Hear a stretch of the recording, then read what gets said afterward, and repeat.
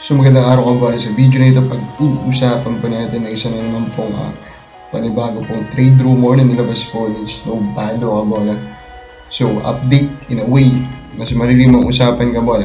Rumor na ito, so hindi pa nakasubscribe, pakipindot naman po yung subscription button. Before we go to the trade rumor, ito po muna mga comments po na magandang pag-usapan regarding po dun sa rumor about Troy Rosario. Hi Idol, good evening. It's so legit that Troy will be on this SMB, then Justin Chua will be returning to SMB. Trade to Vic, pa-shoutout naman ulit, sabi po niya kabola. Now, we will talk about that rumor in the future.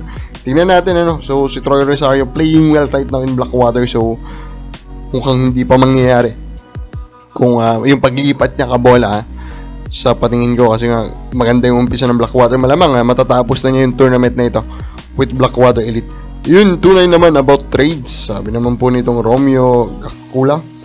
Then sabi ni Ronnie Karandang, trade na agad. Then nagpapa-shoutout pa rin ng ating best shoutouter Ronald Berbusidad kabola. Now ito naman si Cade Flores, nagreklamo siya kasi hindi po siya nakapasok dun po sa rookie sophomore junior game kabola, which is shocking kabola, kasi he is currently the second best po na candidate for the Rookie of the Year award kabola.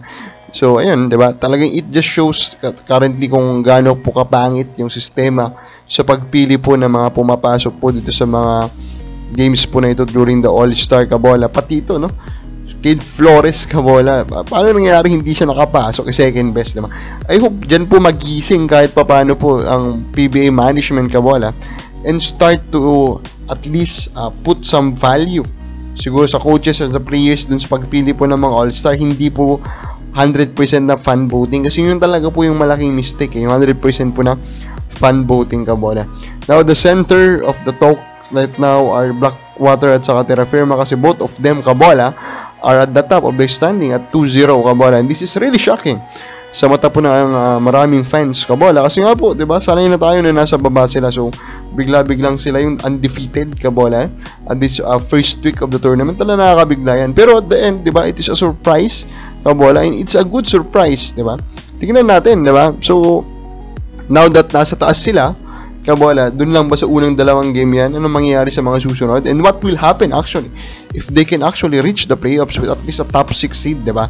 Kasi malaking implication yan lalo na sa draft kabola, 'di ba? Mapapadali yung plano po ng Converge, 'di ba kabola? Kaya malamang masaya sila ngayon, 'di ba? Pero overall, again, this is good for the future of the league. Kahit dito lang sa tournament ito makita natin both of them in the playoffs, I think it will be a big thing na positive surprise po kabola dito po sa PBA, and I hope to see that both teams are very interesting.